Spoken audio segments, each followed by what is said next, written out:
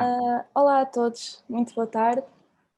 Sejam bem-vindos à primeira sessão do ciclo de conversas sobre o mercado da arte da Associação de Estudantes da Faculdade de Belas Artes da Universidade do Porto. Enquanto Presidente da Direção da Associação de Estudantes e estudante finalista de Artes Plásticas em Pintura, é com muito gosto que damos início a este ciclo. A acompanhar-me tenho o meu colega André Marques, também da Licenciatura em Artes Plásticas de Pintura, e também faz parte da Associação de Estudantes, e o nosso convidado, o primeiro convidado, o professor e artista Domingos Loureiro. Desde já, em nome da AEF-BAUP, agradecer muito ao professor Domingos Loureiro por estar aqui presente connosco. É uma honra podê-lo ter como primeiro convidado a iniciar este ciclo e este projeto. Então, passo a explicar um bocadinho do que é que se trata este novo projeto da Associação de Estudantes.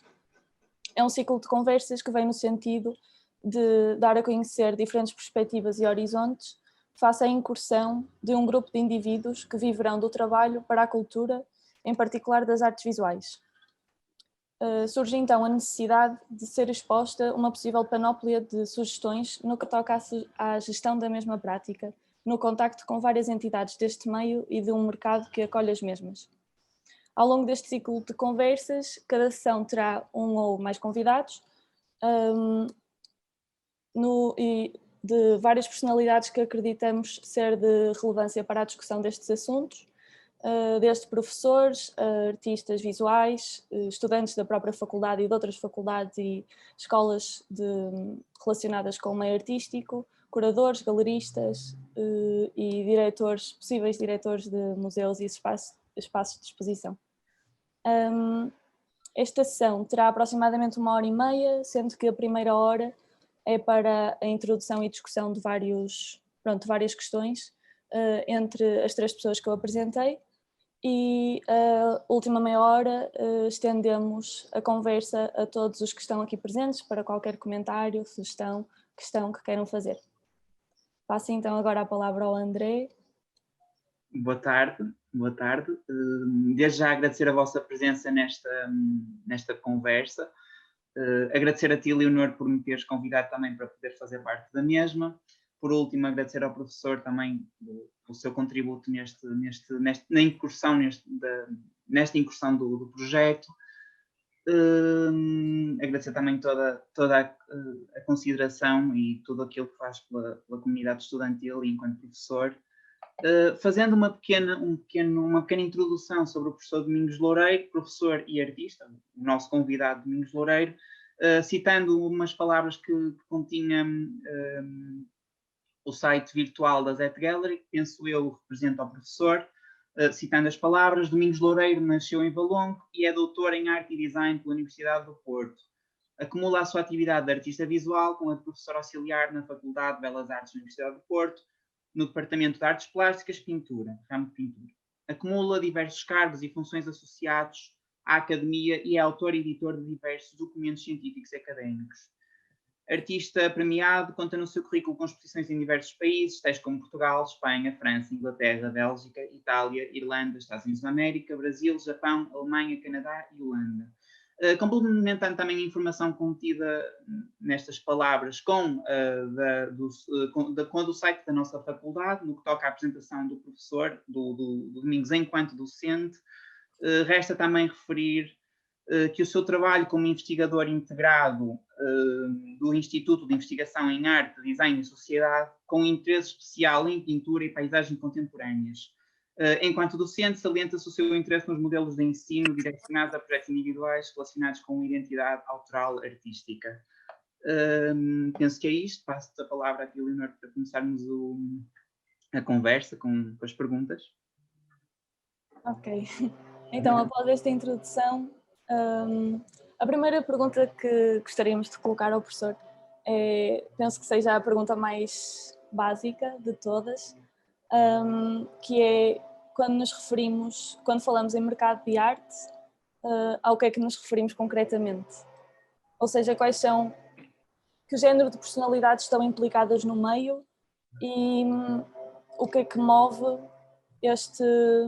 pronto, este mercado. É isto quando se fala de facto de mercado de arte, conceito tão vasto e tão vago é este a que nos direcionamos. Boa tarde a todos. Antes de mais, muito obrigado pelo convite e pela oportunidade. Dou desde já os parabéns à Associação de Estudantes e à Leonor e ao André, mas a toda a Associação de Estudantes pela iniciativa, que acho que é muito importante.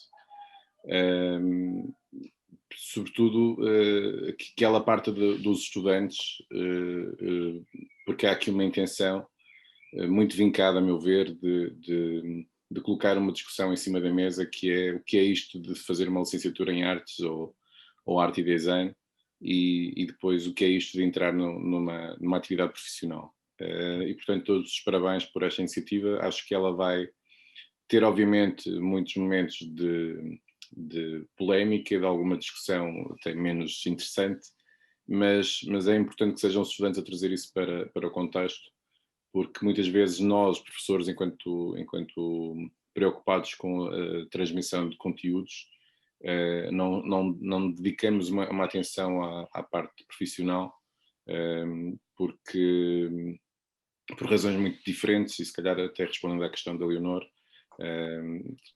poderão estar implicadas no que é isto do mercado de arte e daquilo que é a nossa perspectiva sobre o papel do mercado de arte no contexto académico. Gostava também de cumprimentar a audiência, bastante participada, o que é muito, que vos agradeço pessoalmente. Portanto, é interessante que no meio de uma tarde solarenga como esta, as pessoas estejam aqui ligadas novamente nesta janela. Mas gostava de cumprimentar, porque sei que algumas pessoas estão aqui, são amigos, e portanto é um prazer também poder vê-los via esta janela que aqui temos. Tentando responder, ou melhor, tentando lançar alguma confusão e não alguma elucidação sobre aquilo que a Leonor me colocou, a questão do que é o mercado de arte. Dizer desde já que o mercado de arte é talvez uma expressão absolutamente desarticulada. Ou seja, ela é uma palavra única, mercado, parece que encerra tudo, e na verdade é exatamente o contrário. Existe uma quantidade imensa de mercados e existe uma quantidade imensa de variáveis que se integram neste território do mercado de arte.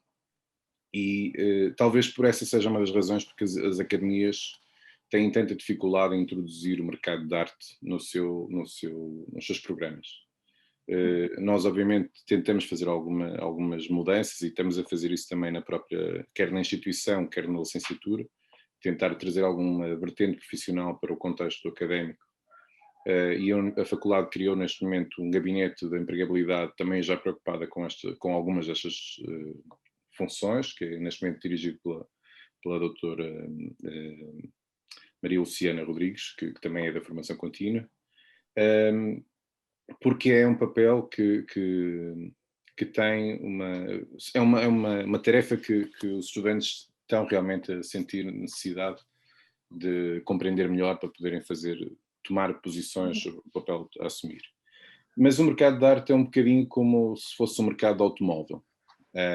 Primeiro porque é um mercado, portanto só por aí já há um processo que é de comercialização, e quando falo do mercado automóvel estou a falar dos diferentes mercados. É quase como se houvesse o mercado do automóvel comunitário, o automóvel usado, o automóvel antigo, o automóvel de luxo, o automóvel de extra luxo. Portanto há todo um nível de mercados que estão implicados no mercado automóvel, e o mercado de arte não é muito diferente desse. Isto é, quando falamos de mercado de arte pensamos na venda de Picasso e de Leonardo da Vinci ou de Miguel Ângelo, o que é que seja do que se possa comercializar, e faz parte, obviamente, mas também falamos de vender umas aguarelas junto à Ribeira no Porto, também é um mercado de arte. E esta amplitude de possibilidades faz com que o mercado de arte de designação seja realmente muito amplo. Todavia, nós gostamos de pensar, e digo gostamos porque acho que há aqui uma certa utopia nesta leitura, que o mercado de arte é alguma coisa que concentra uma ligação entre as instituições, as galerias, os colecionadores, os críticos, os artistas. E há realmente algumas redes que funcionam nessa ligação, mas a maior parte delas são desarticuladas e não estão tão interligadas. Isto é, eu rimo quando o André usou o site da Zet Gallery para apresentar o meu trabalho, ou para fazer a minha apresentação, e rimo porque estava a pensar onde é que o André ia arranjar aquela informação, porque eu não tenho sequer plataforma, um site disponível online, pessoal. E então foi encontrar uma agência de arte que supostamente me agencia. E portanto foi curioso essa escolha, porque quando se pensa numa agência de arte, pensa-se que ela tem um papel como se fosse um agente de futebol, não é? Trata de contratos, paga uma comissão, faz uma série de vendas, portanto haveria toda uma rede que se pensaria que poderia funcionar, e em parte algumas coisas funcionam assim, mas a maior parte das vezes significa que é mais um intermediário para vender o nosso trabalho, e que o contacto que vai estabelecendo com os artistas é um contacto resultante apenas das oportunidades. Portanto, raramente esses contactos acontecem. Desculpem só de chegar aqui o telemóvel. Portanto, o mercado de arte, e voltando ao mercado automóvel como comparação, é muito peculiar porque quase podemos dizer que a maior parte das vezes os artistas trabalham numa relação como se estivessem a vender os carros no LX ou em contacto direto, não é? Vendem a um conhecido ou vendem a uma pessoa amiga, e portanto é assim uma espécie de um pequeno mercado. E esse pequeno mercado é muito variado, ou seja, há pessoas que trabalham por encomendas, há pessoas que trabalham para os amigos, há pessoas que trabalham e que são oportunidades também, obviamente, para os estudantes, para os jovens artistas, sobretudo, mas é também, e depois há níveis diferentes, ou seja, por exemplo, o mercado de galerístico, que é aquilo que nós associamos mais, ou pensamos de mercado, pelo menos eu acho que a generalidade pensa nas galerias, é um mercado de intermediários, portanto passa por haver alguém que agencia a venda e procura o colecionador ou o interessado. E este intermediário desempenha um papel de credibilização dos artistas, muitas vezes, e de aproximação entre um potencial colecionador e um potencial autor. Um autor, obviamente.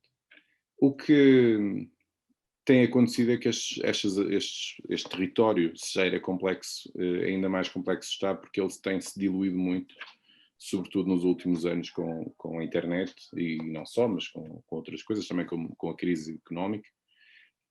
E tem havido aqui algumas alterações, e mesmo esta ligação do mercado às galerias tem sofrido bastantes alterações, que eu espero mais à frente podermos conversar sobre elas.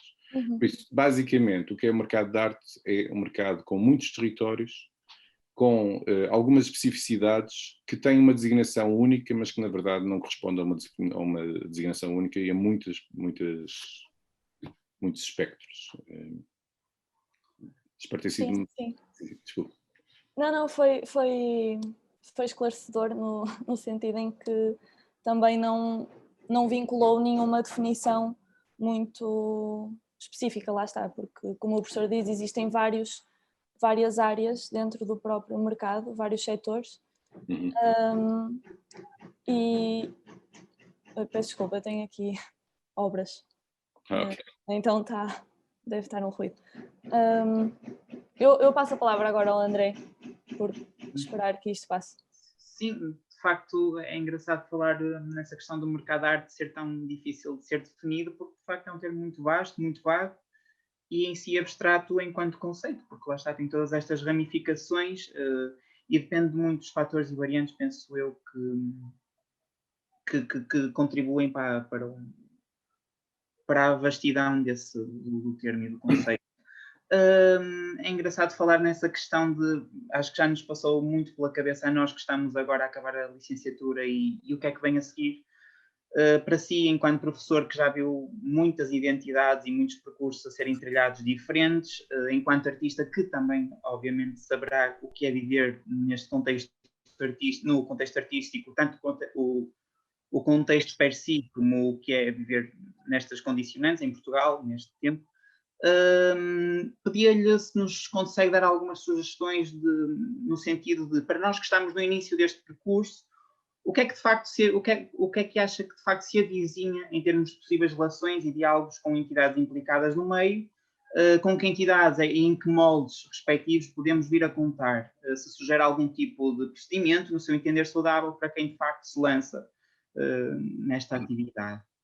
Há obviamente alguns aspectos que se calhar é importante elucidar um bocadinho mais, porque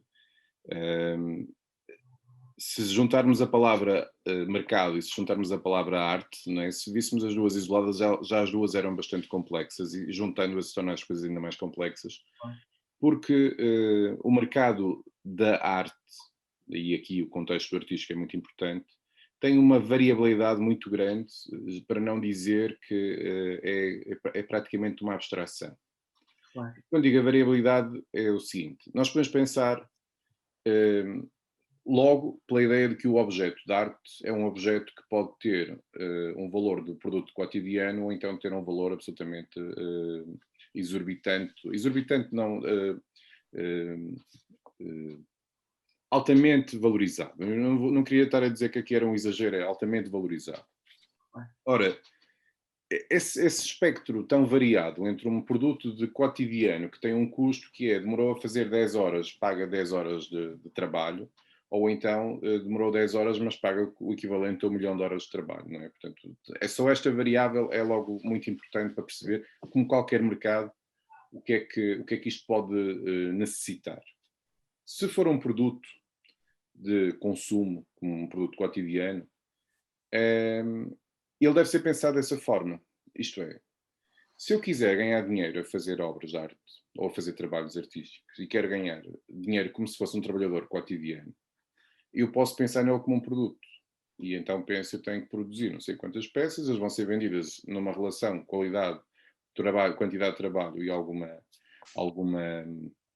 e a forma como eu depois o coloco na venda, não é? Como chega ao comprador, e aí é um bocadinho operativo. E há artistas a fazerem, atenção. Portanto, eu estou aqui a tentar pôr algumas possibilidades. Se for para ser visto numa situação de eu tenho um produto que me custou a fazer 50, mas eu quero vender por 5 mil, eu preciso de arranjar algumas condições, algumas variáveis que venham garantir que, que alguém pague esses 5 mil. Uhum. E essas variáveis é normalmente aquilo que torna o contexto artístico e o mercado artístico muito opaco. Porquê? Porque o intermediário, o galerista, o agente, o colecionador, uma série de figuras que estão envolvidas no meio, o investidor até, tem que garantir que aquele produto que está a ser valorizado, altamente valorizado, não decai enquanto produto. Ou seja, se eu coloco aquilo a valer 5 mil, e já não ponho 5 milhões nem 50 milhões, eu tenho que garantir que aqueles 5 mil não perdem capital, porque senão estraga-se o dinheiro. Não é? Uhum. Estraga-se o dinheiro, quer dizer, não gera dinheiro. Não é? E então o que acontece? Há uma necessidade de ter uma estrutura que venha dar validade àquele produto.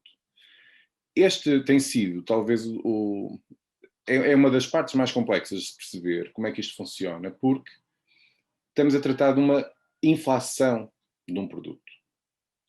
E essa inflação do produto é como qualquer outra coisa que seja capital. Ou seja, se eu quero que o capital gere muito dinheiro, e aqui estou a dizer um produto que é arte, mas podia ser joias ou podiam ser imobiliário ou outra coisa qualquer, ela vai ser apelativa se for um bom investimento. Se não for um bom investimento, não é apelativo. Vou-vos dar um exemplo. Muitos artistas, muitos colecionadores compraram arte, nomeadamente o João Berardo, que agora tem sido notícia, não é? Compraram arte porque era um bom investimento. Uhum. Ora, como é que se meter 1 milhão de euros numa peça que custou 500 euros a ser feita ou 1000 euros a ser feita em termos de material, como é que meter lá 1 milhão de euros é um bom negócio, é um bom investimento? Não é? O que é preciso para garantir que aquele 1 milhão de euros não desvaloriza? Pelo contrário, até valoriza mais. Porque quem investe dinheiro quer que ele continue a crescer. Portanto, eu compro por 1 milhão, ele para o ano vale 1 milhão e 100 mil, daqui a 2 anos 1 milhão e 200 mil e se calhar que tudo quando tiver sorte, daqui a 3 vale 2 milhões. Isto é o que leva à especulação dentro do mercado artístico. Como é que isso funciona? E este é um território absolutamente sombrio, como é todo o mercado de especulação de capital. Ora, o contexto artístico tem esta particularidade de ser um produto que, do ponto de vista da manufatura, pode ser muito barato, mas do ponto de vista da comercialização ele pode ser apresentado como sendo uma peça absolutamente extraordinária, mais cara do que qualquer outra coisa. Não é? O quadro supostamente o Leonardo da Vinci, que foi vendido recentemente, custava 100 mil euros por cada centímetro quadrado. Portanto, nem o ouro seria tão valioso, não é? Portanto, estamos a falar de uma obscenidade, não é? Portanto, o que é que vai garantir isso? Vai garantir uma estrutura bancária, financeira, economistas, investidores, agências, curadores, museus, uma série de coisas muito complicadas, a valorizarem esses processos. Portanto, para a maior parte dos estudantes, para a maior parte dos jovens artistas, esqueçam essa possibilidade no imediato. Porquê? Porque envolve toda uma estrutura que necessita de um suporte de empreendedorismo e económico absolutamente incrível. No entanto, isso não impede que vocês possam ambicionar com esses territórios. Mas não confundamos que o artista que vende por 1 milhão, que qualquer artista vende por 1 milhão, ou que um artista menos conhecido vende por meio milhão. Não acontece. A maior parte dos artistas, a maior parte dos jovens artistas, vende obras às vezes até com perda de dinheiro. Mas como querem continuar a produzir, fazem essa comercialização. Ora, o que é que faz que o mercado artístico tenha variáveis de grande crescimento e depois de vez em quando desaparece? Por exemplo, nós nos últimos anos assistimos a um decréscimo do interesse nas coleções de arte e a um aumento do interesse no mobiliário. Aqui o Porto foi exemplo disso, ou seja, qualquer um comprava uma casa no Porto e pergunta-se, mas porquê? Porquê é que se está a fazer isso?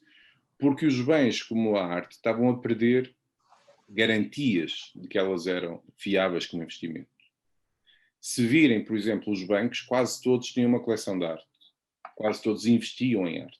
O BES, o BPN, a Caixa Geral de Depósitos, todos eles têm coleções de arte.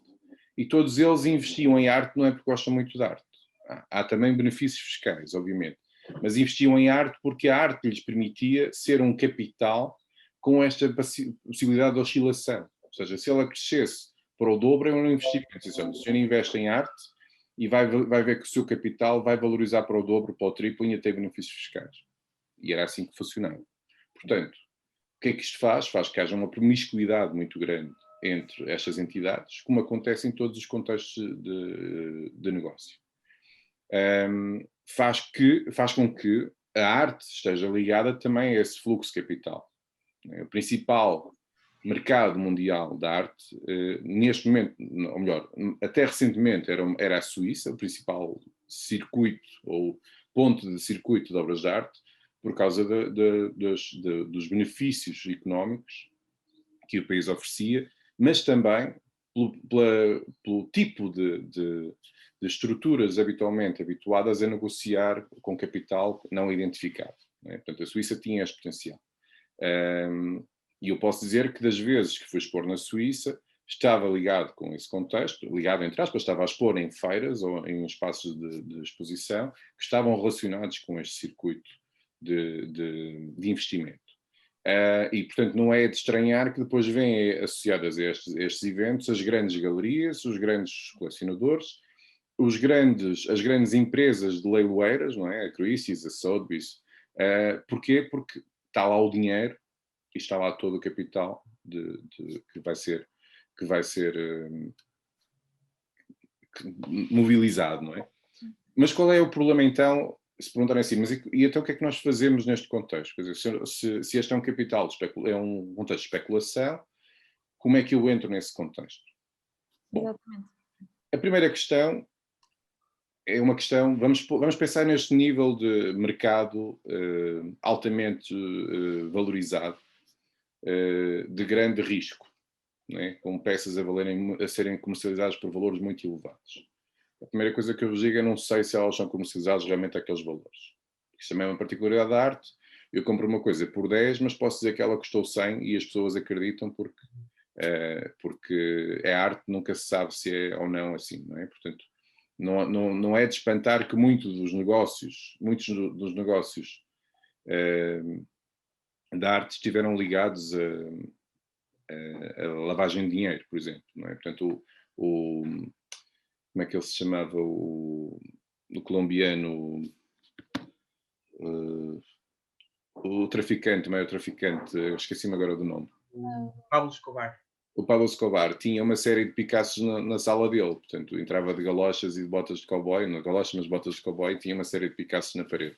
Portanto, não era porque eu gostava particularmente de Picasso, era porque era uma forma de lavagem de dinheiro, digamos assim. E isso acontece.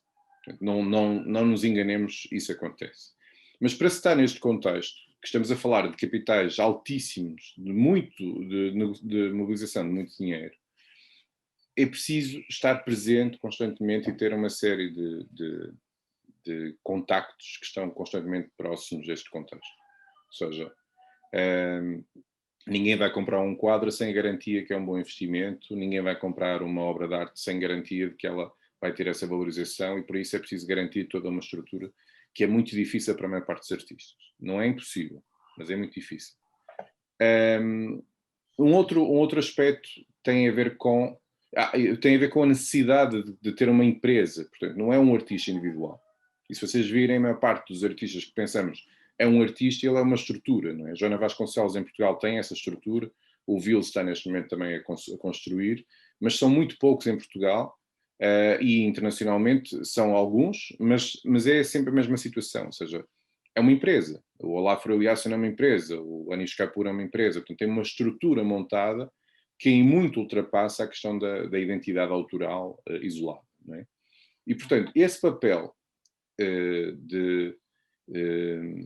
por exemplo, o Jeff Koons tinha, o Damien Hirst tinha só agentes de promoção do trabalho, fez umas alterações recentemente e despediu 25. Só agentes que faziam contactos. E, portanto, há um conjunto de aspectos que são de natureza empresarial que os artistas, a maior parte das vezes, desconhecem. Ok? Mas então perguntam, mas então como é que um artista entra nestes contextos, ou como é que um artista começa a fazer isso? Obviamente que, para além das qualidades autorais, é necessário ter uma qualidade de empreendedor, de montar uma estrutura empresarial. Uhum. Para fazer isso, tem que funcionar como qualquer outra empresa. Tem que fazer contactos, tem que ter economistas ou contabilistas, tem que ter advogados, tem que ter uma estrutura bem montada, tem que ter muitos funcionários, portanto, há toda uma estrutura bem montada que faz com que haja uma necessidade de um fluxo constante de dinheiro. Isto é, eu tenho que produzir, mas como tenho tantos funcionários, tenho que estar a entrar dinheiro todos os dias, e para ele entrar as peças têm que ser vendidas. Para serem vendidas têm que ser vendidas caras, e têm que ser vendidas para determinados contextos. Então, este circuito é um circuito que leva às tais Genebra, Basileia, Hong Kong, Londres, Paris, portanto, uma série desses sítios. Mas, para a maior parte dos artistas, para a maior parte dos estudantes ou licenciados das Belas Artes, este território eles nunca vão contactar com ele. E não há mal nenhum. Atenção. Pois, a questão que eu gostava de fazer neste sentido era até que ponto é que, lá está, exatamente um estudante recém-licenciado e artista em ascensão consegue sozinho tomar... Como? Artista em potência. Em ascensão é uma coisa um bocadinho diferente. Em potência. Em potência. Sim, Leonor, termino. Até que ponto é que consegue tomar a decisão, definir um preço para uma obra de arte sua? porque o professor falou de uma série de entidades que devem estar envolvidas para a discussão e definição de um valor de uma obra, economistas, curadores, pronto, toda uma série de pessoas com diferentes cargos. Até que ponto é que eu, por exemplo, eu ou o André, conseguimos definir um valor para uma peça a concorrer a um certo prémio? Porque eu ainda ontem tive essa dificuldade.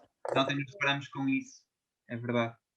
Então há sempre esta dúvida entre a comunidade estudantil, porque não sabemos muito bem por onde nos orientar nesse sentido, não é? A coisa parece muito subjetiva. Vocês podem fazer, eu costumo, quando me perguntam isso, eu costumo responder quantas horas de trabalho é que deu. E se era assim, tive umas 50 horas de trabalho, quanto é que gastou em material? Gastei 100 euros. Pronto, 50 horas mais 100 euros, quanto é que ganha a hora? Quanto é que é ganhar a hora? Não sei. Se não sabe, então põe pelo menos o preço da empregada da limpeza ou põe 10 euros por hora. Portanto, faça a conta. Se achar que é muito caro, depois é preciso a isso juntar uma outra coisa que já falamos, que são as comissões dos intermediários, obviamente. Uhum. Mas se achar que é muito caro, que fica muito caro, ou está a trabalhar, a demorar demasiadas horas a fazer o trabalho, então está a cobrar demasiado pelas suas horas de trabalho. Isto é uma brincadeira, mas é uma realidade. Não é uma brincadeira tão descabida assim. Ou seja, porque é que eu hei de perguntar qual é o valor que eu vou cobrar por uma coisa? Se ela, noutra atividade qualquer, eu faria as contas, não é? Quantas horas de trabalho, quanto é que eu gastei em material, quanto é que eu cobro pela minha autoria? Não é? Ou seja, eu trabalhei 10 horas, vamos pôr a 10 euros a brincar, vamos pôr a 20 euros, para ser assim já um bocadinho mais recompensado, 20 euros são 200 euros. 50 euros ou 100 euros em material, 300 euros. Quanto é que ganha pelos direitos de autor? Mais 50, mais 100, mais 200, mais 500, mais 10 mil? Quanto é que é? Não é? E, portanto, são estas contas. Agora, a questão não é tanto quanto é que eu vou cobrar, é quanto é que vão pagar. Uhum. Será que me pagam esse valor? Reparem, uma galeria normalmente cobra 50% de comissão, que na verdade são 100%. Vocês dizem que custa 50% e a galeria vende por 100%. Portanto, são 100%. É um acréscimo de 100%. Diz que é 50% de comissão, mas não é. Eles duplicam o valor da peça. E a pergunta é, então, mas eu é que a crio, eu é que a faço e depois a galeria vende pelo dobro. Faz isso porque normalmente a galeria garantia que a peça se vendia. Uhum. Não é? E enquanto isso aconteceu, os artistas não se preocupavam muito se pagavam 50% de comissão e em Nova Iorque chegavam a pagar 80% de comissão à galeria. E não se preocupavam porquê? Porque enquanto ela fluísse e enquanto a comissão que recebiam era simpática, portanto se vendessem acima daquilo que era a mais de 20 euros por hora e continuassem a trabalhar, estava tudo bem. Porque essa é uma das razões, a maior parte das vezes, o que nós queremos vender não é para vender para ganhar dinheiro, é para continuar a trabalhar. Sim, sim, sim. Né? Ou seja, como é que nós fazemos da nossa atividade um emprego? Claro. Não é tanto quanto é que eu vou cobrar por isto. Porque se ser assim, bom, eu fiz esta peça, eu acho que ela deve ser vendida por 10 mil euros. Fantástico. Quanto tempo é que vai aguentar com isto? Vendeu por 10 mil euros, agora vai trabalhar daqui a um mês, vai ter outra peça vendida, não vai ter, vai continuar à espera para vender outra por 10 mil ou 20 mil. O que é que vai acontecer? Né? Se calhar ser assim, para eu ter uma pessoa a comprar uma peça por 10 mil euros, tem que aparecer alguém que fique fascinada por ela. Mas se calhar se ia vender-se por 500, apareciam várias pessoas que ficavam fascinadas e eu conseguia vender regularmente. E se calhar até deve questionar se as pessoas querem comprar as minhas peças, porque para haver um mercado tem que haver um comprador. Né? Mais do que o intermediário, tem que haver esse interessado. Um dos problemas que eu vejo muitas vezes os estudantes a terem é eles não pensarem na arte como um produto, não pensarem naquilo como uma atividade profissional. Ele pensa no mercado como essa estrutura que os vai contratar, mas não pensa como uma atividade profissional. Ora, eu posso ser um empreendedor. Não é? Eu invento um produto, monto um estabelecimento e começo a vender. Não é? Faço a divulgação entre os contactos e tal. Isto é o que, por muito estranho que pareça, a maior parte de vocês vai acabar por fazer. Agora, ser assim, mas vão montar uma galeria? Isso eu não sei. Uns montam uma galeria, outros montam um ateliê, outros não montam nada, outros fazem umas festas de vez em quando. o que é que seja. Mas têm que pensar, têm claramente que pensar que têm um produto e se querem ter um vencimento desse produto, têm que saber comercializá-lo. Agora, ser assim, eu não quero vender peças ao desbarato, eu não quero vender a qualquer pessoa, eu quero vender a colecionadores, mas como é que o colecionador vai conhecê-lo? Como é que chegam ao colecionador? Como é que o colecionador chega até vocês? Uhum. E aqui há esses territórios intermédios das galerias, dos agentes, uma série de outras coisas. Mas há muitos artistas que contactam os colecionadores pessoalmente e falam com eles e dizem: tem uma peça que eu acho que era interessante na sua coleção. Obviamente que a maior parte das vezes nós não fazemos isso porque estamos à espera que alguém nos descubra, não é? Assim como se... Agora ainda há aqueles programas de talentos que as pessoas vão à televisão cantar ou fazer qualquer coisa para se mostrarem, não é? Mas a maior parte de nós estamos à espera que alguém nos venha descobrir. E isso não acontece. Ninguém nos descobre. Não é? Porque se estivermos quietos, ficamos escondidos. Mas o que eu queria dizer, vocês podem começar com esta ideia de eu quero criar um produto, eu tenho um produto e eu quero chegar, onde é que eu quero chegar com ele? Uhum. Um dos vídeos que eu vos apresentei aos meus alunos, que apresentei numa das aulas de metodologia de projeto, era do Paul Klein, que dizia que um artista normalmente não precisa de vender muitas obras por ano. Mas tem que ter um conjunto de pessoas que lhe compram habitualmente. Ou seja, encontrar um leque de 20 ou 30 colecionadores que vão comprando uma vez por ano, ou 2 em 2 anos, compram uma peça. E esse contacto com esses agentes é sempre regular, que é para eles vão comprando, vão acompanhando o percurso do artista e vão comprando, quando a quando, uma peça. E são eles que vão alimentando a continuidade do artista. Eu não querendo dizer que esta é a única forma, concordo que esta é uma das oportunidades para os artistas. Ou seja, há uma rede de contactos que o artista pode estabelecer via galerista ou pessoalmente, de pessoas que vão acompanhando o trabalho, que vão conhecendo e vão colecionando. Se houver interesse se eles não forem capazes de fazer esses contactos, têm que pelo menos apresentar-se a um determinado contexto para que o contexto comece a fazer essa tarefa por eles. Por exemplo, as agências como a Zet Gallery, alguns galeristas, alguns intermediários também, lojas de decorações ou decoradores, não é lojas de decorações, decoradores. Uhum. Há uma série de arquitetos, há uma série de pessoas que fazem algumas encomendas ou que fazem algumas coisas que também podem ser importantes para os artistas. Agora, esta estrutura não está em lado nenhum. Vocês se forem a Miguel Bombarda, e acho que isto é muito importante para todos os estudantes e todos os artistas, se forem a Miguel Bombarda, cada galeria daquelas que lá está tem um plano próprio, uma rede de clientes própria, ou um conjunto de clientes própria, e tem até um limite de artistas que pode agenciar. Porquê? Porque eles não podem esgotar o mercado. Eles não podem estar sempre a impingir obras novas aos colecionadores que eles não compram todos os meses, ou não compram várias vezes por mês. Portanto, eles têm que controlar aquele grupo. Porquê? Porque convencer alguém a comprar regularmente obras daquela galeria também faz parte de um processo de relacionamento profissional. Ou seja, de sugerir, apresentar, envolver, criar, convencer, que é um bom investimento. E, portanto, a Fernando Santos tem um plano diferente da Quadrada Azul, tem um plano diferente da Sala Maior, da Sala... Todas elas têm planos diferentes. E têm planos diferentes porque vão criando sinergias com os artistas e com os seus colecionadores também diferentes. E, por exemplo, a maior parte das vezes os estudantes não conseguem sequer descortinar essas diferenças. Estar numa galeria A ou estar na galeria B não é a mesma coisa. Claro. Estar na coleção A ou na coleção B não é a mesma coisa. É importante conhecer esse meio. Estar na agência A ou na agência B não é a mesma coisa. Mas, além disso, ainda há outras possibilidades. Quer dizer, a maior parte das vezes, as primeiras pessoas que compram obras vossas são os vossos amigos, são os vossos familiares. E não há mal nenhum nisso. Não estamos a explorá-los. Não, eles compram-nos porque nos conhecem e porque gostam daquilo que estamos a fazer e reconhecem valor. Portanto, se nós aumentarmos o leque de contactos, vamos aumentar também essas possibilidades. Mas toda essa relação é uma relação de confiança que tem sido criada por vocês. E enquanto artistas,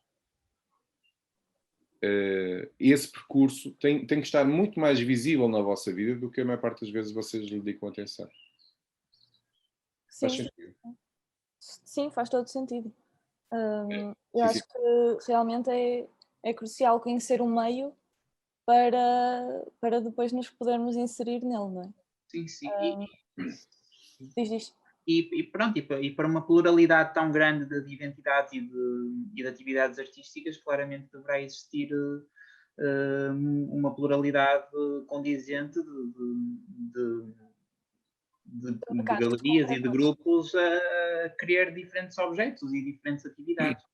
O desenvolvimento das redes sociais criou e alterações, obviamente, sobretudo a crise do subprime 2007 a 2014, tiveram um impacto muito importante no contexto artístico, no contexto do mercado artístico. E tiveram por duas razões. O primeiro, o subprime tinha a ver com inflação, ou superinflação. Portanto, havia uma bolha de especulação, não inflação, de especulação, desculpem, não era de inflação, de especulação, onde a arte estava, obviamente, envolvida, que criou um vazio enorme quando se percebeu que aquilo estava cheio de vazio, não é? Portanto, ou melhor, era um buraco enorme de dinheiro que supostamente existia, que não existia. Isto para o contexto artístico foi terrível. E foi terrível porquê? Porque os autores que estavam a ser comercializados nessas cotações mais elevadas, mais extrapoladas, e algumas agências, inclusive, agências galeristas e curadores, uma série de colecionadores, criaram ou evidenciaram uma enorme falácia que existia, que havia uma especulação, mas não havia uma garantia de que aquilo realmente era assim. E o que é que isso levou a acontecer? Levou, primeiro, muitos artistas desvalorizaram ou até desapareceram de uma forma absolutamente abrupta. A segunda situação foi as pessoas que investiam em coisas especulatórias, e a arte também é especulatória, pensaram logo, eu não vou pôr aqui o meu dinheiro porque isto não é garantido, portanto eu tenho que mudar isto para uma outra coisa. Portanto aí vão normalmente comprar ouro ou imobiliário, porque normalmente têm alguma garantia, pelo menos existe alguma coisa. Não é? E depois aconteceu uma outra coisa ainda, que era, quando se perde o entusiasmo e a crença que até os artistas mais importantes estão a decair, até os mais pequenos levam por tabela. Ou seja, o mercado especulatório explodiu, mas o mercado mais pequeno, que deveria ser aquele que tinha sustento, porque era um mercado mais na base da honestidade e de uma certa transparência, levou também por tabela, porque as pessoas disseram, não vou comprar arte. Não é? E isto teve um impacto brutal. Para terem uma ideia dos efeitos disto, se vocês virem o BPN e o BPP, que fecharam, o BPN foi vendido, passou a ser o BIC, mas existia uma coleção BPN e existia uma coleção do Banco Privado Português que ainda estão guardadas em acervos, e alguma do BPP inclusive estava guardado no armazém no Estoril, que eu acho que ainda lá está, com 2 cães de guarda e uma coisa assim. E estavam porquê? A do BPN ainda era a história, a história, entre aspas, as obras do Miró, que depois vieram para Serralves. Portanto, algumas obras foram distribuídas por coleções públicas, mas a coleção do BPP ainda estará guardada no armazém. E porquê que ela está guardada? Porque se ela vier a público e para tentarem revertê-la em capital, ou seja, vender a coleção, e se disser ela está avaliada em 50 milhões de euros, mas vai a leilão e vende-se por 5 milhões, todos os artistas que lá estão implicados vão ser desvalorizados. E mais uma vez, o reflexo deste processo é a desvalorização dos outros artistas. Portanto, nem galeristas, nem colecionadores, nem o próprio governo quer colocar isto à venda reverter isto em dinheiro, porque se o fizer, o impacto negativo é maior. Uhum. Isso aconteceu, por exemplo, com a coleção de Lehman Brothers, que foi toda a leilão, porque o banco faliu. O banco faliu, como muitos outros faliram, infelizmente, mas percebeu-se que era preciso reverter aquilo em capital para pagar aos credores, e levaram a leilão, e o que aconteceu foi que tudo foi vendido ao desbarato. Ora, mesmo artistas que valeriam muito e que até têm cotações altas, como havia ali um excesso de oferta, porque havia muitas coleções que ficaram ao desbarato, podia-se comprar o que se queria e até pelo valor que se queria. Se, desculpa, eu não vou pagar esse valor, eu só dou 1/10 disso. E vendiam, e compravam. Percebe? Isto aqui tem um impacto brutal. E tem um impacto brutal porquê? Porque as pessoas deixam de confiar nos intermediários, deixam de confiar nos artistas também. Só para recuar até mais atrás ainda um bocadinho, nos anos 80 houve um boom do mercado de arte, e aqui o mercado destes de especulativo, porque havia muito dinheiro com pessoas a ganhar dinheiro de novas empresas, portanto há uma alteração das estruturas de poder, portanto os privados passam a poder ganhar muito dinheiro como hoje ganham, não é? Hoje são muito mais ricos até que muitos estados. E o que estava a acontecer é que, se estão ricos, começam a investir em coisas das mais disparatadas até às artes, algumas também disparatadas, obviamente. Mas o que aconteceu foi que havia um ímpeto tão grande de investir em arte que qualquer um era artista e fazia logo uma pipa de massa. Desculpem aqui o jargão da pipa de massa, mas era verdade. Portanto, sobretudo nos anos 80, durante o final dos anos 80, aquilo era uma loucura. Portanto, toda a gente abria galerias e toda a gente vendia por muito dinheiro. Um dos galeristas mais importantes, chamado Bruno Bischofberger, que é um galerista suíço, com galeria em Zurique e Nova Iorque, mais ou menos 2 ou 3 sítios, que é um senhor muito engraçado porque anda vestido com uma daqueles trajes suíços tradicionais, aqueles calções verdes com suspensórios, que parece uma figura de brincar da série Heidi. Era o galerista mais bem sucedido na altura. Comercializava a Transvanguarda italiana, o Francesco Clemente, o Basquiat, a Transvanguarda italiana e também alguns artistas da pop art. E o que ele fez foi uma coisa... Portanto, o que o Bischofberger fazia era vender, vender, vender. E, portanto, criou um impulso enorme, toda a gente andava interessado naquilo. Toda a gente investia em arte e comprava arte, portanto era assim uma coisa louca, e até galerias ecas abriam e começavam a vender. E então o Bischofberger fez uma coisa que foi vender, pôr as obras e os artistas dele abaixo do preço de compra. Ele fez uma coisa que, pensamos assim, isto é um disparate absurdo. Ele rebentou completamente com o mercado ao colocar as obras dos artistas dele abaixo do preço de compra. E a pergunta é, o que é que ele quis com isso? O que ele quis com isso foi criar uma sensação de insegurança e instabilidade no mercado. Rebentou completamente com o impulso de investimento, de comprar à bruta, e rebentou com todos os mercados ou os negociantes que não tinham estrutura, não tinham capital. Ou seja, quem estava entusiasmado, vou abrir aqui mais uma galeria porque isto agora é o que está a dar é comprar arte e vender arte, como já aconteceu em Miguel Bombarda em 2005, por exemplo. O que o Bischofberger fez foi rebentar completamente com isso. E quando se pensa, mas qual é a lógica dele vender os artistas dele abaixo do preço?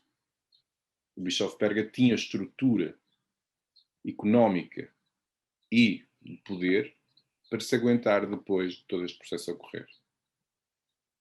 E este é um processo muito importante, ou seja, como é que um galerista determina que está na altura de acabar com toda esta especulação que acontece no mercado artístico? Uhum. Como é que ele determina que vai perder dinheiro? Mas o que ele fez não foi perder dinheiro. Ele perdeu dinheiro, obviamente, algum, mas ele rebentou com toda a estrutura que andava de arrasto atrás dele e rebentou com ela de uma forma que só os que tinham resistência que sobreviveram. E este é um lado perverso que faz com que as galerias ainda sejam mais estranhas, ou seja, que não se perceba muito bem qual é a lógica disto. A lógica é, não pode acontecer haver tanta gente a apresentar-se agora, porque daqui a algum tempo já não percebemos quem são os bons e quem são os maus. E, portanto, vamos acabar com esta especulação toda. Quem não tem resistência desaparece. Os bons, alguns ficam, outros também caem, mas também não há problema, e voltam a resistir quem tem mesmo muito poder. Eu vi isto acontecer recentemente em Portugal.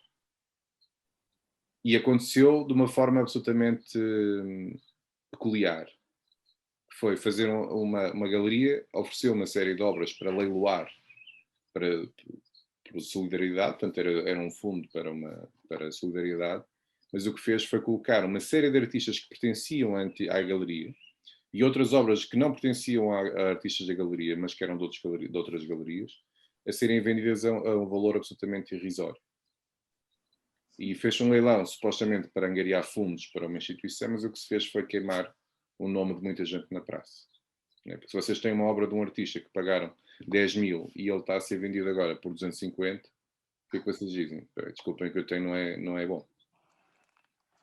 Faz sentido isto? Nossa, professor, posso perguntar? Inês, dê-me só mais um bocadinho, está bem? Tá bom, tá bom, tá bom. Eu queria falar há bocadinho da importância da internet e das redes sociais. Desculpem, isto está a ganhar assim um tom um bocado negativo, eu espero agora reverter para um lado positivo. A internet e as redes sociais, ou as redes sociais, obviamente, tiveram um papel muito importante em dois aspectos. O primeiro, obviamente, é a capacidade de divulgação e disseminação, que agora é muito mais eficaz, não é? Vocês têm acesso hoje ao contacto direto com muita gente, colecionadores, agentes, uma série de outras pessoas. Mas fez outra coisa também. Fez com que o intermediário, que tinha um papel especulatório, que era o galerista, perdesse importância. Reparem, vocês hoje vão comprar um livro à Amazon ou uma série, põem um livro e veem que há uma diferença de 10 cêntimos de um site para o outro, de um produto qualquer. E são capazes de dizer, por 10 cêntimos eu compro aquele mais barato. Não é? Sim. Ora, porquê que eu vou estar a pagar 50% ou 100% a um intermediário que eu posso ir procurar o mesmo artista à venda em vários sítios e ver qual é o mais barato? Ou então ir diretamente à fonte, porque o artista também está nas redes. Isto fez com que os artistas tivessem outras oportunidades, sobretudo aqueles que a maior parte das vezes estavam fora deste contexto, mas simultaneamente que as entidades como as galerias, as feiras de arte, uma série de outros contactos de poder, os curadores, deixassem de ter papel relevante. E os curadores porquê?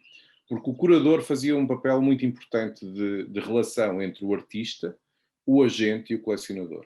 E a instituição, obviamente, que era o momento onde ele fazia a exposição.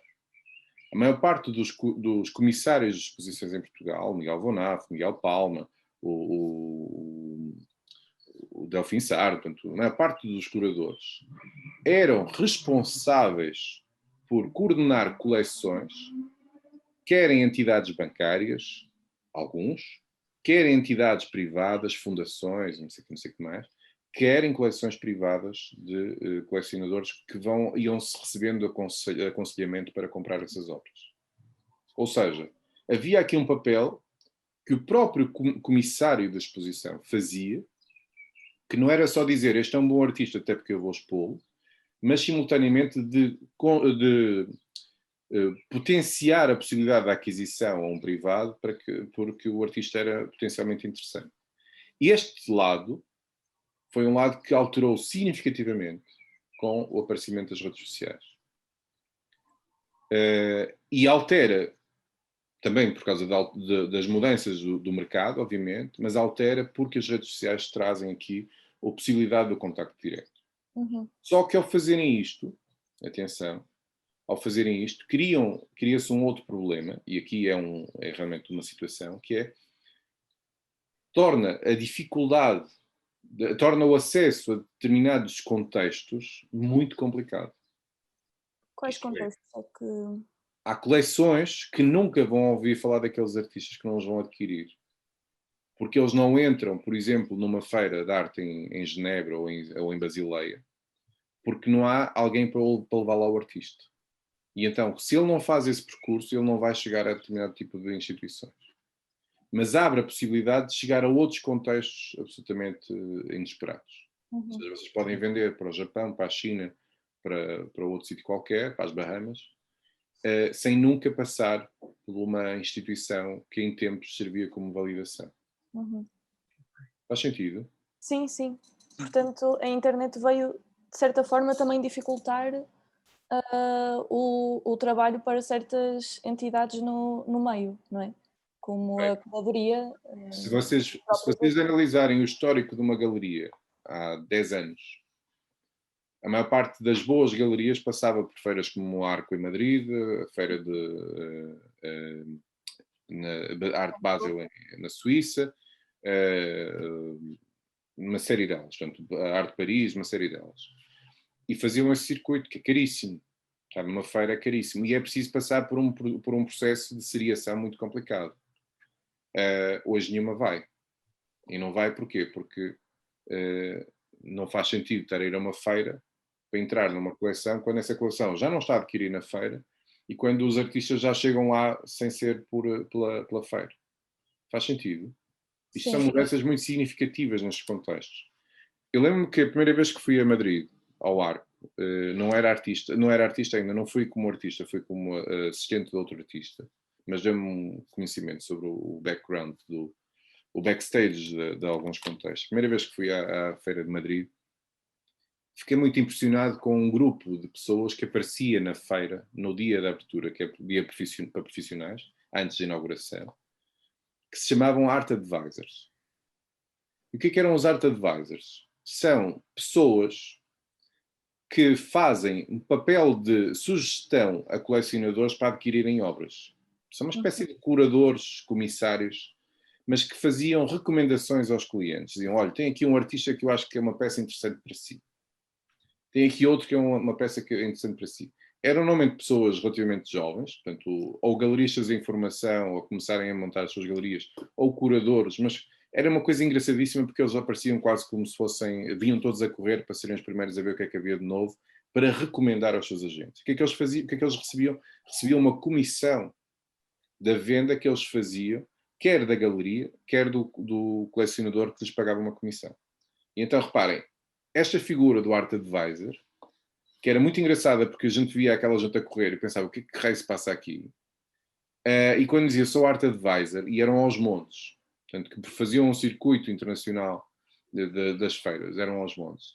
E ficamos a pensar, é o quê? Sou Art Advisor. Art Advisor são olheiros, não é? Como no futebol. Andam a ver o que é que aparece de interessante, que é para recomendar e serem os primeiros a recomendar e ganharem uma comissão com isso.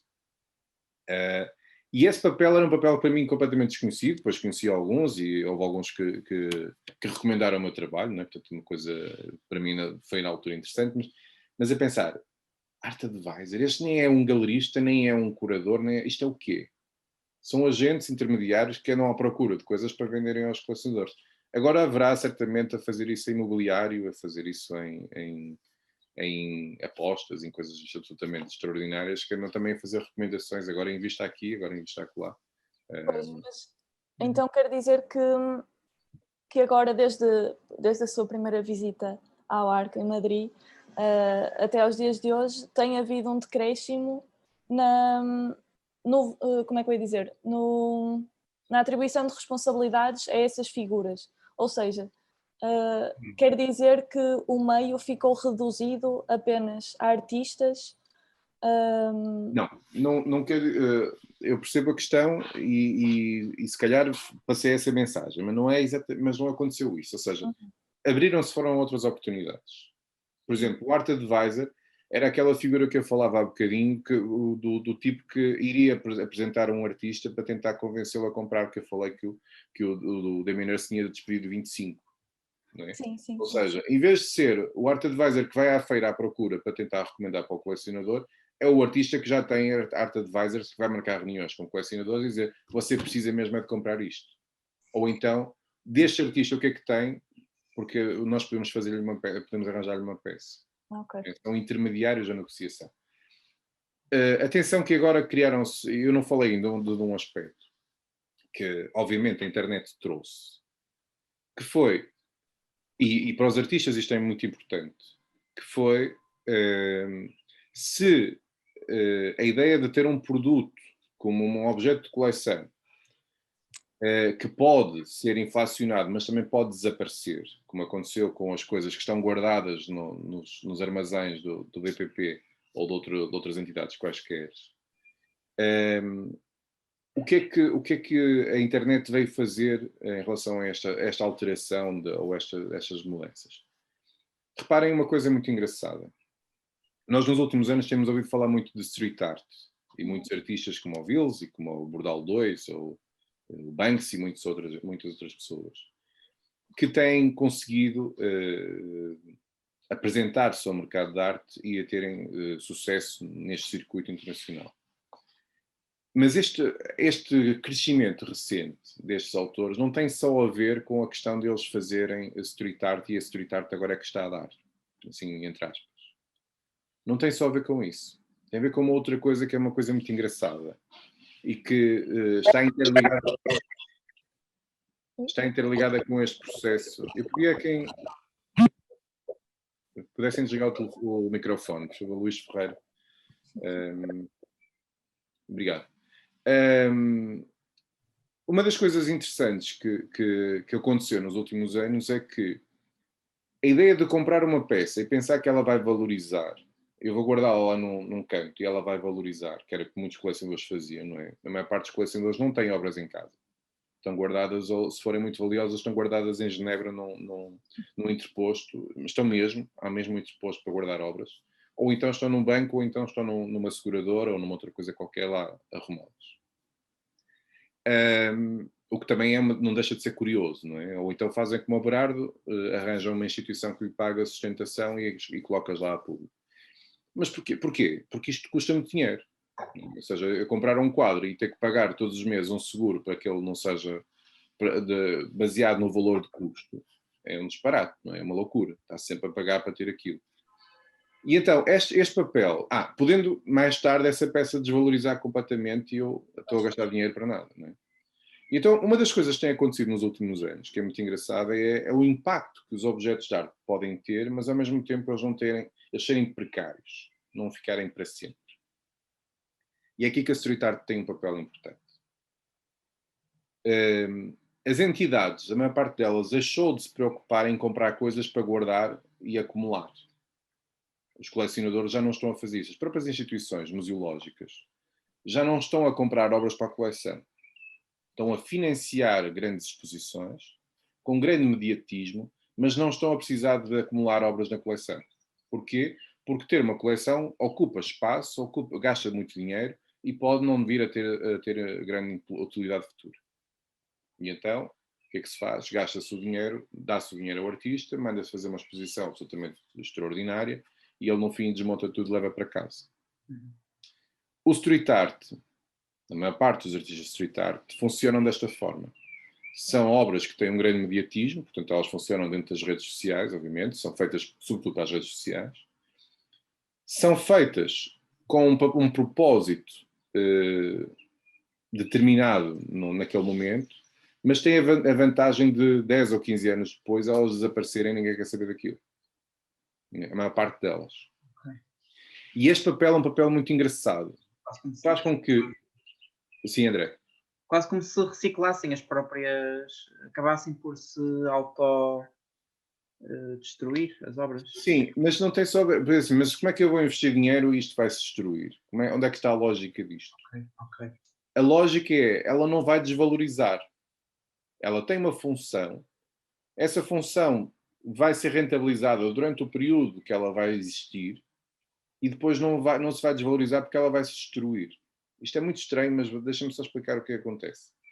Se vocês guardarem uma peça durante anos que tem um custo brutal e ela no fim deste tempo todo se desvalorizar, vocês estiveram a deitar dinheiro ao lixo.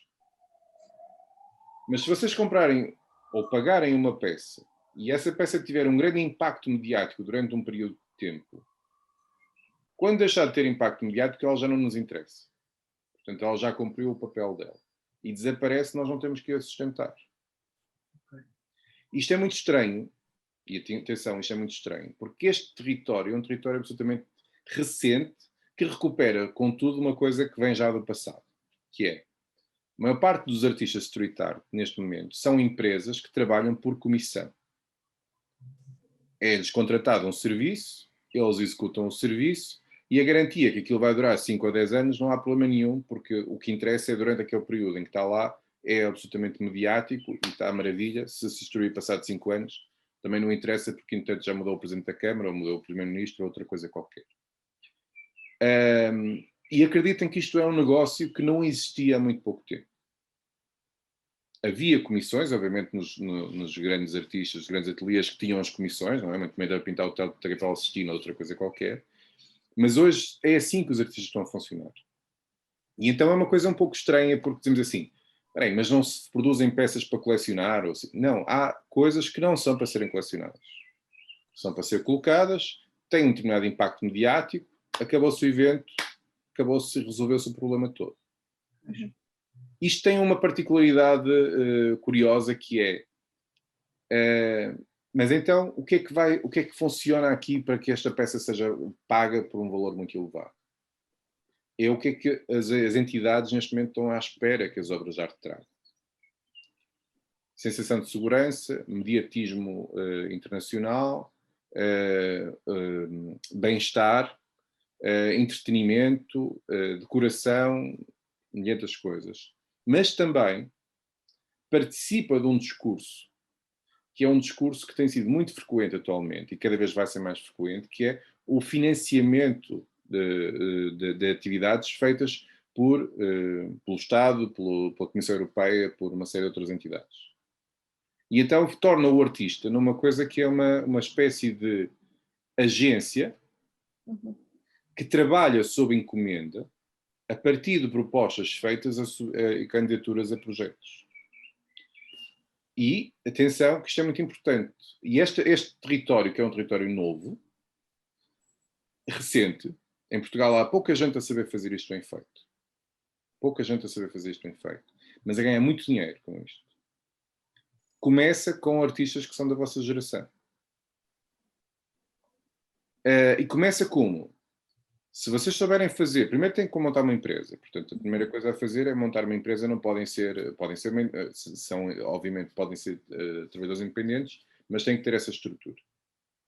Segundo, tem que saber qual é o discurso que tem que usar para candidatar-se a fazer uma candidatura dentro destes territórios. E depois tem que saber operacionalizar isso. Agora, isto não é o mercado de arte, é mais um dos nichos de mercado. Mas é um nicho que neste momento faz com que autores como o Bordal 2 ou o Vils ganhem milhões. Percebem? Ganham fortunas a trabalhar sobre encomenda, e pensamos que são os artistas de rua que fazem grafites. Não, isso acabou. São altamente comissionados. E se vocês hoje forem ver, é uma coisa muito curiosa, cidades pequeníssimas, às vezes até freguesias, a pagarem aos artistas para fazerem estas coisas. Porquê? Porque as entidades nunca podem justificar comprar uma coisa para terem para sempre. Porque para sempre é demasiado tempo. É mesmo assim, para sempre é demasiado tempo. Fizemos uma escultura aqui de homenagem ao Sr. João Berardo e agora temos que a tirar porque ele, entretanto, vai preso. Fizemos ali uma estátua ao Colombo e demos o nome do Colombo e ele, entretanto, é um problema. Demos o nome àquela rua do engenheiro José Sócrates e agora estamos a ponderar se iremos ou não. Tem sido assim. E, portanto, as entidades não querem esse lastro. E então passou a ser tudo assim, programas. Primeiro foram as indústrias criativas, agora são as Smart Cities. Depois vem outro projeto daqui a algum tempo à frente, que é como concorrer a um financiamento, como fazer uma proposta de financiamento que encaixe num determinado discurso, igualdade, uma série de passagem para o digital, portanto, há uma série de outras coisas que podem ser interessantes, segurança, promover os bens imateriais num determinado território. Tudo isso são territórios novos, com o qual a escola também vai ter que saber aprender a trabalhar. Atenção. E que entram muitas vezes neste diálogo de como é que nós operacionalizamos isso. Há escolas neste momento a fazerem isso, que é, vamos fazer uma candidatura para financiamento para um projeto. Pode ser por investigação, pode ser por outra coisa qualquer, mas vamos fazer um financiamento para projeto. Tem que saber trabalhar com autarquias, porque são as autarquias que normalmente fazem essas candidaturas, e com o território no espaço público. Portanto, são esses logo esses diálogos todos. Como é que se preenche o formulário? Onde é que se vai procurar o formulário? Quem é que vai perceber como é que se monta um orçamento? E então começam a aparecer aqui, não art advisors, mas aqui são, são advisors de projetos. E reparem, quantas bienais de arte é que conhecem atualmente? Se a arte não é assim tão apelativa, porque é que há tantas bienais de arte? Quantos projetos de street art estamos a ter atualmente pelo país? Não é? Até Sobral Montagraça já deve ter um projeto de street art, não é? Quem são as empresas que estão por trás destes processos? Faz sentido? Sim, sim, sim. Há E toda uma série há de muitas oportunidades. questões e de oportunidades dentro do meio. E nesse sentido eu queria agora estender a conversa também a todos os que estão aqui presentes. Se alguém quiser fazer algum comentário ou questão em relação a qualquer assunto que foi abordado, agora é a altura para isso.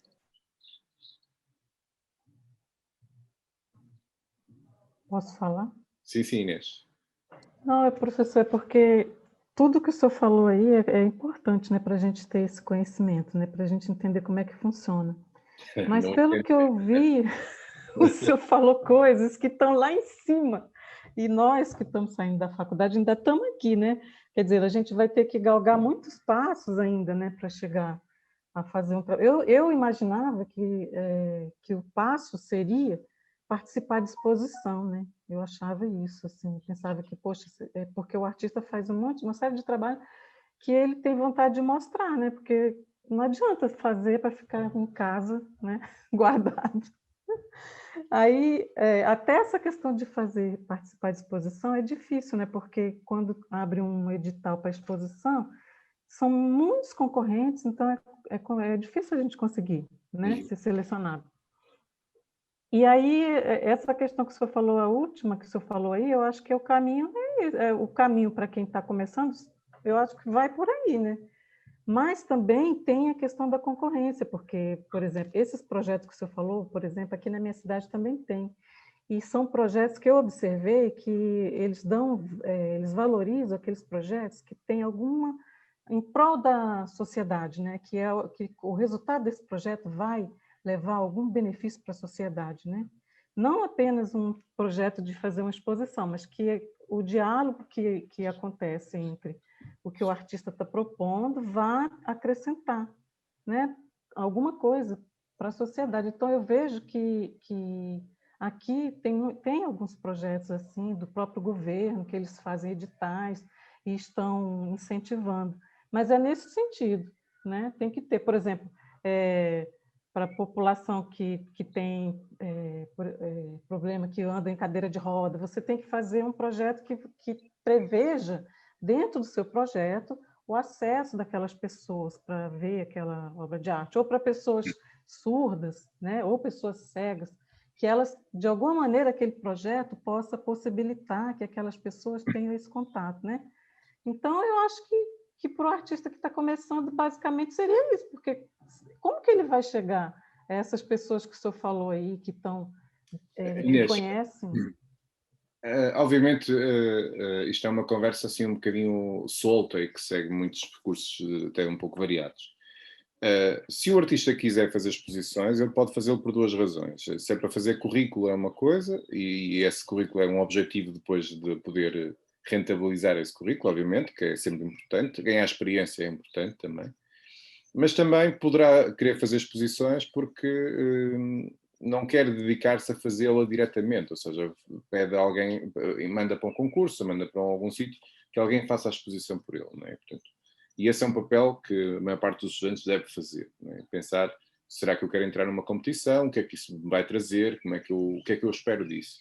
Melhorar currículo, ganhar experiência, perceber como é que o sistema funciona, ficar conhecido ou dar-me a conhecer, portanto, há muitas razões.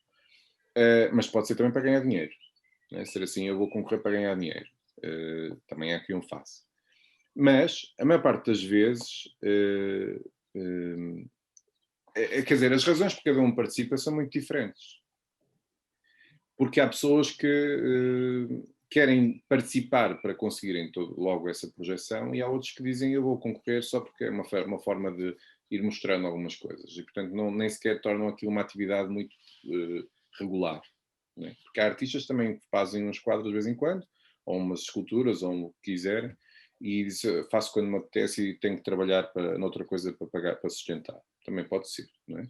Há artistas que não querem pôr em causa a sua criatividade e, portanto, dependem de outro vencimento, nomeadamente da investigação, por exemplo, ou do ensino, e depois fazem o que lhes apetece enquanto artistas nos seus tempos livres, digamos assim. Livres, noutros momentos.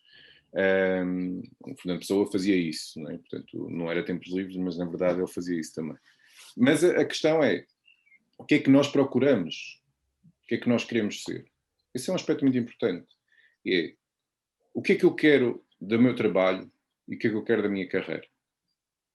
Se eu quiser ter um emprego, obviamente, com artistas, emprego para artistas aparecem pontualmente, agora são residências artísticas, não sei o quê, mas são coisas muito pequenas e com pouco recurso, pouco retorno.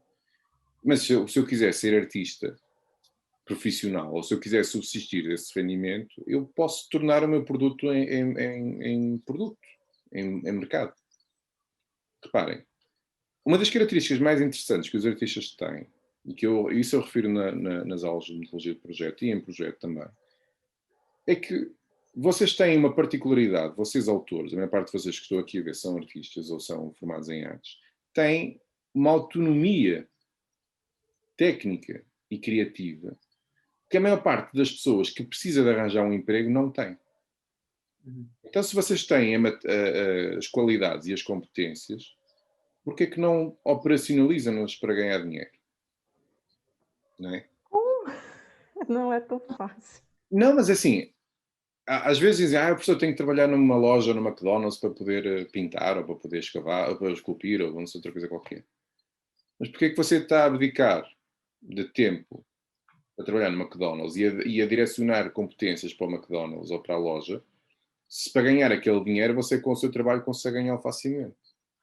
Não é difícil ganhar 400 ou 500 euros por mês com um trabalho feito por nós. Agora, se calhar, em vez de vendermos uma peça por 500, vendemos 10 por 50. Não é? Professor, mas ninguém consegue vender peça assim, ninguém consegue vender arte assim. O senhor falou que as pessoas começam a vender para as famílias, para os amigos, mas a família e amigo não querem comprar peça, eles querem ganhar peça de arte, porque as pessoas já têm essa formação de que achar que a gente está só se divertindo, a gente está fazendo um hobby, a gente não está trabalhando. As pessoas têm essa ideia. Inês, mas isso é culpa dos artistas. Elas não querem pagar. Isso é culpa dos artistas. Elas não querem pagar. Uma das coisas muito chatas que tem acontecido nos últimos anos, aqui também é o efeito das redes sociais e não só, uma certa democratização do ensino, é você chegar, por exemplo, eu não vou pôr aqui nas artes, mas vou pôr aqui, nas artes plásticas, vou pôr aqui, por exemplo, na literatura.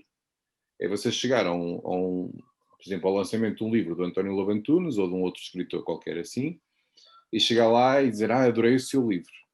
Muito bem, muito obrigado. Sabe, eu também sou escritor. É? Mas o que é que escreve? Bom, eu escrevi agora um livro de poemas que editei na minha casa e tal. Mas você escreve regularmente? Não, faço isto fora nos meus tempos livres. Não é? Isto é um insulto para o António Lobo Antunes. Mas ele está sempre a ouvir isso. E nas artes é a mesma coisa. Você é pintor? Sim, também pinto. Eu às vezes faço lá umas coisas, comprei umas tintas nos chineses e faço uns quadros. E nós às vezes aceitamos isso. E também é responsabilidade nossa, não é? Ou seja, se nós disséssemos assim, desculpe, eu tenho que pagar o meu ordenado, tudo isto custa dinheiro, tenho que pagar o aluguer do espaço, tenho que pagar a luz, tenho que pagar não sei o quê, portanto o valor é este. Quer, não compra. Não é? Dizer assim, mas não há clientes, se não há clientes, se calhar também podemos ter que repensar aquilo que estamos a tentar vender, ou precisamos mudar o circuito, ou precisamos reajustar o produto. Mas depois de tudo que o senhor falou aí, eu acho que o artista, ele não tem que ser só empreendedor, não. O artista tem que ser, além de artista, além de estudar para fazer os trabalhos dele, de fazer o trabalho, além de ser empreendedor, ele tem que ser muito mais mais coisa, ele tem que ser, sei lá, esses nomes que o senhor falou aí, porque Isso é qualquer como pessoa. que a pessoa vai chegar a conhecer esses intermediários, essas galerias? A gente não conhece nem as galerias, a gente não sabe como que se faz uma exposição na galeria. A gente vai lá e oferece o nosso currículo e pede para o galerista olhar e considerar para fazer uma exposição. Como é que é isso? Ou a gente entra no edital para exposição, de seleção de obras para exposição. Porque eu sei que tem aqueles editais que dão prêmio e tudo, mas esse também é concorridíssimo, né? Inês, agora vou usar uma expressão em brasileiro, não é em português do Brasil, vou usar uma expressão em brasileiro. Às vezes as pessoas precisavam de se enxergar, porque há muita gente que é como a pessoa que eu dizia há bocadinho, que vai falar com o António Lobo Antunes e diz: eu também sou escritor, porque eu fiz um livro de poemas e editei-o, fiz em fotocópias ou uma coisa qualquer. Pode ser até um escritor extraordinário, mas a maior parte das vezes não é. E, portanto, eu já fui membro de júris de prémios, em que havia lá muita coisa que eu dizia: porquê que as pessoas me fazem ter que aturar isto? Então, porque se calhar as como vai pessoas... saber se vale, se o trabalho dele é bom ou não? Como que o artista vai Às saber? vezes é só perguntar à pessoa: porquê que me mandou isto?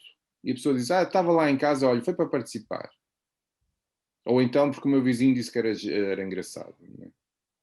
As pessoas têm que ter... Repare, é como você pôr voltando ao mercado automóvel, só um bocadinho, Nuno, voltar ao mercado automóvel, que é, eu tenho ali aquele chasso, desculpa assim, aquele carro todo velho, mas, sabe, eu tenho um valor sentimental muito interessante e, portanto, vou pô-lo muito caro. Então, pronto, fico com ele, não é?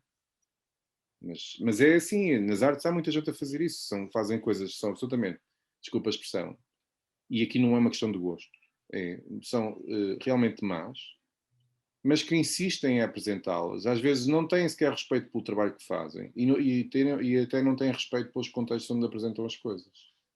E acho que isso aí é um papel que as pessoas também deviam ter. Não é? Portanto, se houver algum cuidado, as pessoas se forem criteriosas, há sempre contexto para que possam se ingrar e que possam apresentar-se. Mas têm que ser criteriosas. Não é qualquer coisa, de qualquer maneira, em qualquer sítio. A maior parte dos galeristas não atura, desculpa a expressão, não atura propostas, porque as propostas que lá chegam são péssimas. Eu lembro de conversar há uns anos com um galerista que me dizia assim: o Domingos nem imagina a quantidade de e-mails que eu mando a dizer: desculpe, mas a programação da nossa galeria já está preenchida durante os próximos 2 anos e neste momento não estamos a recrutar artistas, não sei o que mais. A ser simpático. E a resposta que vem do outro lado é: sim, mas eu não me importo esperar 2 anos ou 3. Sim, mas o seu trabalho não se adequa ao contexto. Então o que é que eu tenho que fazer? Não faça. Não mande para ali. A pessoa está-lhe a dizer: não estou interessado em agenciar o seu trabalho. Não insista, não se rebaixem a isso. Percebem isso? E às vezes nós fazemos isso, é mandar, por exemplo, participar em concursos. Podemos entrar em 50 concursos e a obra nunca ter impacto nenhum. Porque dos 50 concursos onde fomos selecionados, fomos sempre peças menores no meio daquele contexto. E, portanto, elas nunca ganharam relevância. Né? E hoje também devemos ter esse cuidado, perceber se isso é ou não importante. Muitos de nós não pensamos sobre o trabalho que fazemos. Né? Alguns de nós nem sequer seriam capazes de expor aquilo que fazem na sua casa. Porque é que alguém vai pagar por isso?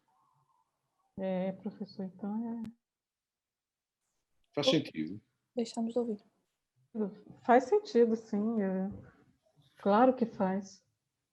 Eu Agora, acho que então a pessoa que estuda, quer entrar nesse mercado, primeiro ela tem que aprender a avaliar o próprio trabalho dela. E aí, aprender o que está no mercado, que tipo de trabalho que está sendo feito no não, mercado, que está tendo valor, porque sim, senão mas ela não aquilo vai. que eu referi há bocadinho, de que há hoje oportunidades de negócio, como está a acontecer com o street art, eu estou a falar de oportunidades de negócio. Não estou a dizer que é isso que têm que fazer. Eu acho que um artista deve fazer aquilo que lhe interessa fazer. Se ele quer ganhar dinheiro com isso, porque mercado significa dinheiro, ele tem que saber se aquele produto que ele desenvolve se tem procura nesse mercado. Valor.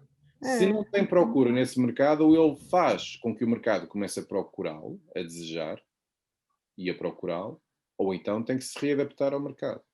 Então ele tem que conhecer o mercado, que tipo de arte que está sendo vendida, que tipo de arte que está sendo valorizada para poder ele Por exemplo, eu sei fazer que o alguns de trabalho. vocês aqui já tiveram esta experiência, que é, fizeram um trabalho e até diziam, eu fiz este quadro ou esta escultura e é muito interessante e tal, e gostava agora de mandar para uma exposição. Uhum. E vai perceber que o custo do transporte e a dificuldade de fazer o transporte da peça é muito mais complicada do que aquela que alguma vez imaginava. E vai perceber que uma parte significativa dos gastos que vai ter, se calhar até a verba maior, vai ser feita com essa tarefa. Ora, uma coisa tão simples como essa, de como é que eu faço chegar o meu trabalho aos sítios, pode determinar se o artista continua ou não a trabalhar. Agora, se eu quiser estar em Nova Iorque, eu tenho que transportar as minhas peças para Nova Iorque. Eu tenho que saber como é que se faz um transporte para Nova Iorque. Como é que se leva uma peça a passar as alfândegas do continente europeu para o continente americano. Quanto é que isso custa? Porque custa muito dinheiro fazer esse serviço. E quanto é que isso vai custar, como é que ela se vai refletir depois no trabalho. E depois lembrar-se que se no fim não for vendida tem que voltar para trás. Tem que pagar tudo outra vez. Tem que pagar tudo novamente, não é? E portanto, estas coisas são aspectos que o mercado, e aqui tentando outra vez pôr a coisa numa espécie de existência do mercado, que são muito importantes para que um artista tenha carreira e possa funcionar. E não é... Eu sei que isto é uma tarefa árdua, mas quanto mais tempo demorarmos a tentar percebê-la, mais atrasados nos vamos ficando e mais risco temos de começar a desaparecer. É um bocado assustador. Mas se ele nem apareceu ainda, ele vai desaparecer antes de aparecer. Não, mas o artista que está saindo, por exemplo, da faculdade, a maioria ainda não teve oportunidade de participar de exposição. Não, mas eu acho que a questão é mesmo, eu acho que a questão é mesmo essa, é o próprio estudante, não é, que recém-licenciado ou que acaba de sair da instituição de ensino, também deve fazer por procurar e criar essas oportunidades, não é? Porque lá está, existe toda uma série de concursos, prémios, exposições, sei lá, mil e uma coisas a que alguém pode concorrer ou pode tentar participar, mas se a pessoa não der o primeiro passo também, lá está, foi aquilo que o professor falou há algum tempo anteriormente, de ficamos à espera de ser descobertos em vez de irmos à procura. Eu posso dizer que, voltando à história da Zet Gallery, a Zet Gallery tinha um nome diferente, era Artshare, o nome anterior. E eu recebi um convite da pessoa que estava à frente da Artshare para expor na galeria deles. E a resposta que eu lhes dei foi: eu não vou aceitar o convite, porque eu não concordo com o modelo que vocês utilizam para funcionar, para montar a vossa agência. Porque eles balizavam a escolha dos artistas na quantidade de likes que tinham ou nas redes sociais. Isso eu não concordo que esse seja um modelo de seleção e, portanto, agradeço o convite, mas vou declinar. E, no entanto, mais tarde vim a expor, quando eles mudaram o projeto e me explicaram que tinham percebido que aquilo que eu tinha dito que fazia sentido, que era um disparate estarem a promover pessoas que tinham muitos likes ou que se mobilizavam muito nas redes sociais, mas que depois não tinham o mesmo nível de interesse, não é? De qualidade. Sobretudo para um projeto que tenta ser sólido ou que vai crescer, porque as suas próprias agências também têm que o fazer. Mas isso não significa que eu seja agenciado por eles no sentido de pagam uma avança mensal. Não pagam nada. Pagam se venderem uma peça, são como uma galeria qualquer, que se venderem uma peça dão uma parte do valor ou eu pago-lhes uma comissão. Mas o que estas agências e estes espaços procuram agora é, sobretudo, perceber se a pessoa que está à frente delas é criteriosa. Ou seja, isto é como qualquer outra coisa. Se vocês forem trabalhar, pedirem emprego ao McDonald's, e aqui voltando ao McDonald's como se fosse assim um certo desprezo, que não é, mas é só um sítio que muitas vezes as pessoas vão trabalhar porque não querem, não têm acesso a outros sítios. Mas lá também, se formos desleixados, somos despedidos. Né? Se não formos responsáveis, somos despedidos. Portanto, na arte é a mesma coisa. Né? Porque é que um galerista vem ver o nosso trabalho e nós estamos todos, ou chegamos tarde às reuniões, ou não aparecemos, ou então mostramos as coisas como se estivessem lá debaixo do braço num canto, ou não respeitamos o que apresentamos e até andamos por cima do trabalho, ou dizemos, sim, isto aqui foi feito ontem à noite quando eu estava aqui distraído, não é? As pessoas começam a dizer, peraí, não vou investir o meu dinheiro nisto. Não vou investir o meu dinheiro nesta pessoa. Faz sentido. Sim, As pessoas próximas que nos compram coisas é porque elas acreditam em nós também. É talentoso. Pode até ser um bocadinho desvairado e não sei o quê, mas é talentoso e acredita naquilo que está a fazer. E eu também passo a acreditar. É uma coisa tão simples quanto essa. Acreditem que os moldes para se chegar para se ter algum sucesso neste contexto, e sucesso tem mais a ver com sucesso pessoal, não é sucesso económico, é sucesso pessoal, tem muito mais a ver com modos de contacto humano do que propriamente com qualidades artísticas. Muito mais a ver com isso. Porque é assim que se vive, não é? Portanto, se formos, vocês são bons alunos, mas também têm que cumprir determinados requisitos, têm que apresentar dentro de determinados prazos, têm que fazer as coisas com determinados... Porquê? Porque isso também vai ajudar a vossa avaliação, vai ajudar a perceber se vocês são criteriosos. E, portanto, é tudo assim. Marcarem uma reunião com um galerista para ir lá e chegam lá, olha, eu gostava que você pusesse o meu trabalho na parede. O que é que você faz?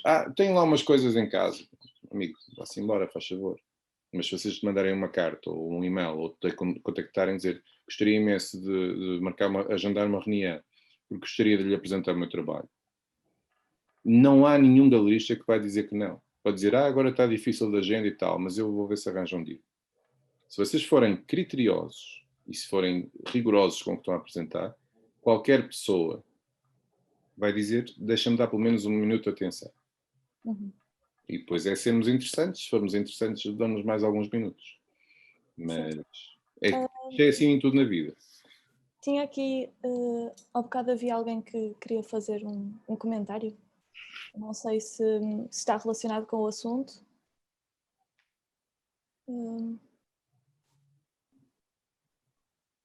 Bom, eu já estou a demorar muito mais. Se me permitirem, só eu tinha o som desligado, peço desculpa. Antes de mais, olá amigos, grande abraço. É a grande iniciativa da faculdade e do Domingos, parabéns. E basicamente o que eu queria dizer, só para também dar uma palavra, para não estar só a ouvir, e obrigado, isto também tem muito a ver com a ponte que a escola tem que fazer aqui. Também é